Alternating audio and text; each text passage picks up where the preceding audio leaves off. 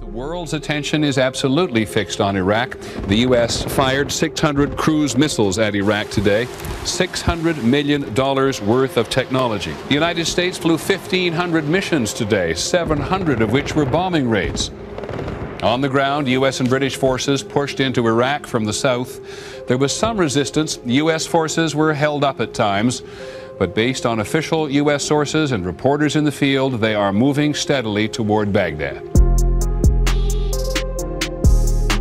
The reason I wanted to bring Bassem in today is because we are at the 20-year anniversary of the second invasion of Iraq. We're working with a lot of Iraq students in our dialogues. Many of you have had conversations with Iraqi students. This is a photo from this past semester, University of Mosul students. There's that handsome guy in the back there is Bassem, next to the university president, and these are all students who have gone through the program.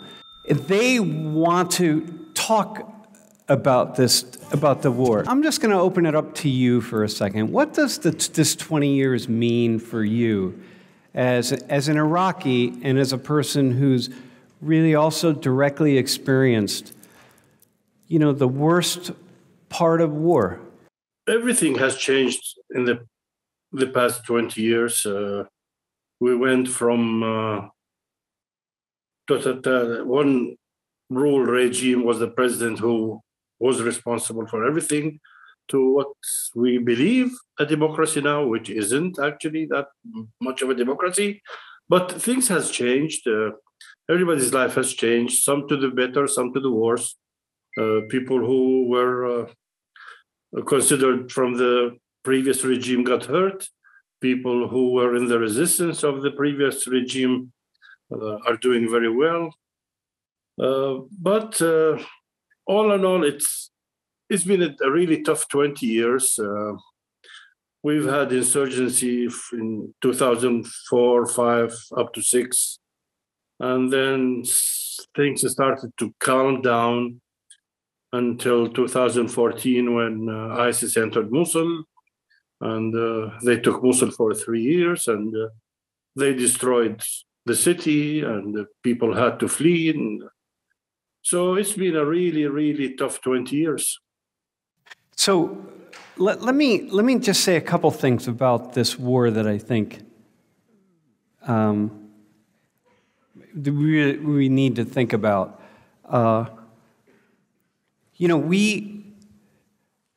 We invaded Iraq on it's pretty clear now since the invasion ended that we went in on false pretenses. We went into Iraq. Iraq had oil. If Iraq didn't have oil, we wouldn't have gone in, just like we're not invading many other countries where their leaders are hurting their citizens. But we decided that we wanted oil, and we wanted to control it. And the word, it's come out since then that that's pretty clear. That was a primary motivation of the United States.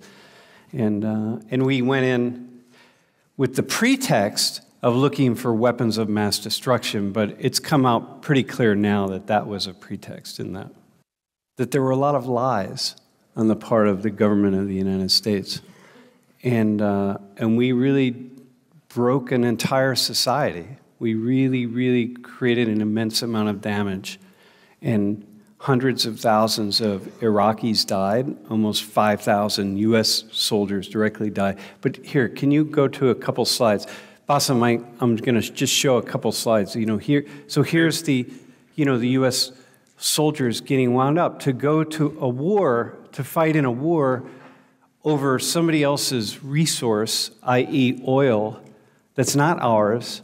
It's the oil that's owned by other people, and we decided that we are going to go over and we're going to control that oil. And so we sent young men and women off to fight in this war. Go to the next slide. And here's, folks that are lined up on one of the battlefields in Iraq. Next slide. Here's the bombing. That's the first night, the bombing of Baghdad. And just imagine the terror that, if you're somebody like Bassem here, this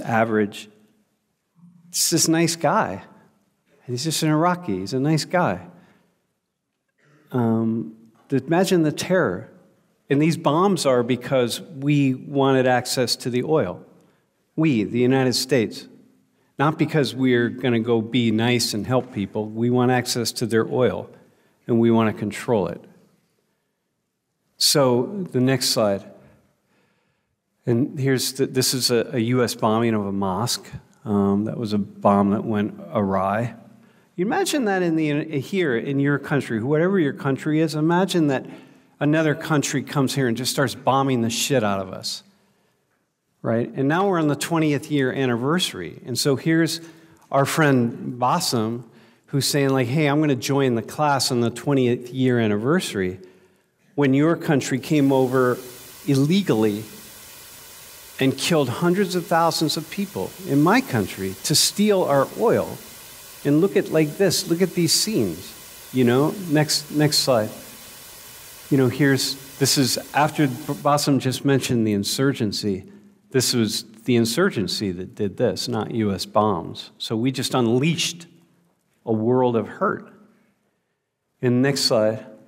This is the final slide, and I thought I would just put these images of grief.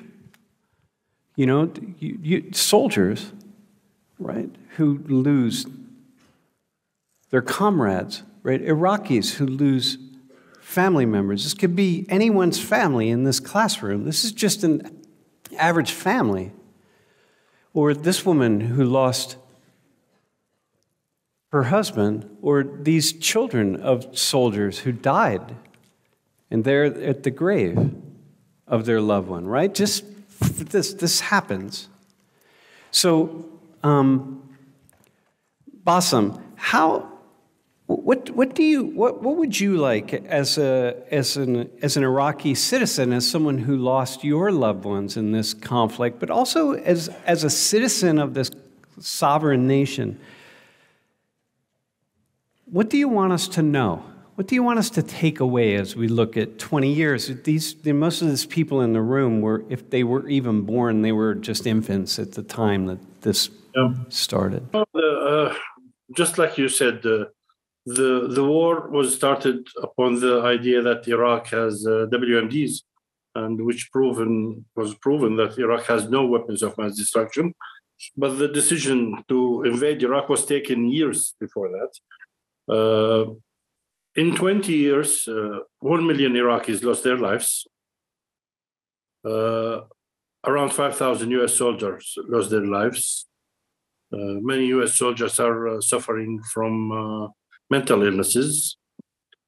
And I said that in a previous interview, the US soldiers will, when they go home, they will have somebody to take care of them, do therapy sessions for them. But for Iraqis, we don't have this situation. So many articles are out on the effect of war. One of them, I read one of them last night about Balad Air Base, which was called Anaconda Field. It is in a town called Balad, about 50 miles north of Baghdad.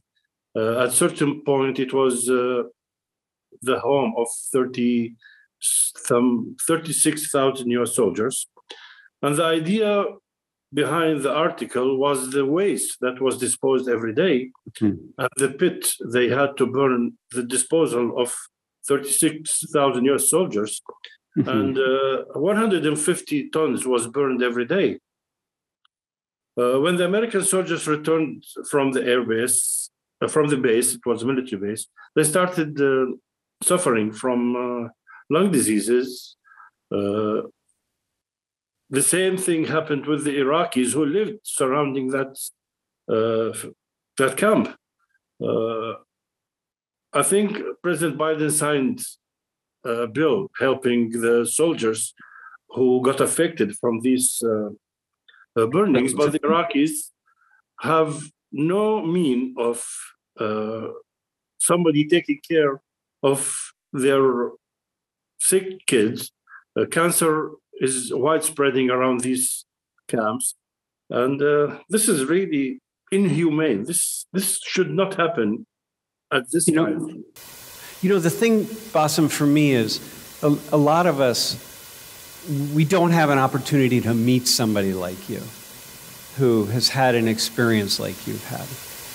And so we don't know. I think we all have the capacity to feel empathy toward others, but when we don't meet those others, then we don't know how to pull up those feelings. And then we don't know what to do with the feelings. So we just kind of push them aside, or we just imagine that we don't have them, but we don't cultivate them. But you know, your experience and the fact that you've been in this classroom, the fact that you're a friend of the class, the fact that you're a moderator on the stream, and you and Mr. Rashidi and so on, like, you make it real for us to say, hey, this actually affects real people. You're no different than people in this room. You know, you could be the father of any of the students in this room. Yeah, that's why I'm proposing that we do, probably next week or the week after, I'm talking to Lisa, that we do a session on international dialogue with Iraqis for your student and my students to talk to each other and this will be an opportunity for our students, even though our students were 3-4 years at the time of the invasion, but they have been living 20 years, and the 20 years has affected everybody. So I would really like for our students to talk to your students and have an interaction with them. And I think it's a good idea for people to talk. Yeah.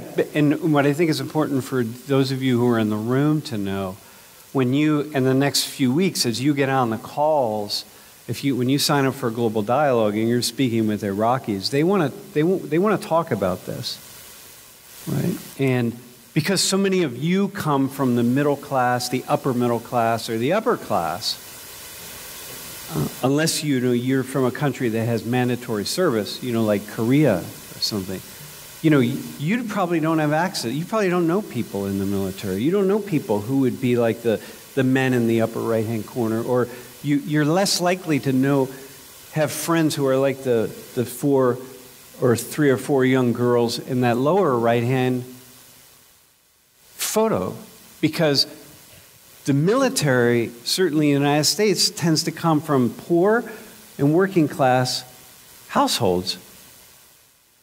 And, they're off doing the dirty work, right? So anyway, I think it's really good just to know that, Iraqi students, your students over there, Bassem, what you're saying is they want to talk about this. Yeah, just like when we came out of ISIS, our first few dialogues with Mosul, or they could talk about for us the whole semester what happened to them in ISIS. Now, one of the team leaders proposed this to me, and I talked to Lisa last night. And please, when you are in this dialogue, go ahead and ask any questions that you have, even if you think that it might be hurtful. But our students want to tell you what happened to them, to their family, what they have been going through since the war and up to now. Please just ask questions. Yeah. There's hardly, I think this is a comment, this is something I said in my TED Talk years ago, Bassem, and I don't know if you would, I won't know what you think about it now, but when you go to Iraq, you can't find somebody who hasn't in some way been touched by this war. It's like Afghanistan. You can't find a human being that hasn't been touched by the war, either themselves directly or their neighbors or their parents or their cousins, or somebody who's been touched by the war. And by touched by the war, I mean experienced some trauma in the way that Bassem has experienced trauma. And when you have all these students that we're speaking with, Bassem, if that's true for all of them, right? Then that means you've got on the screen, you've got people that are in some way touched in a really deep, profound, and disturbing way.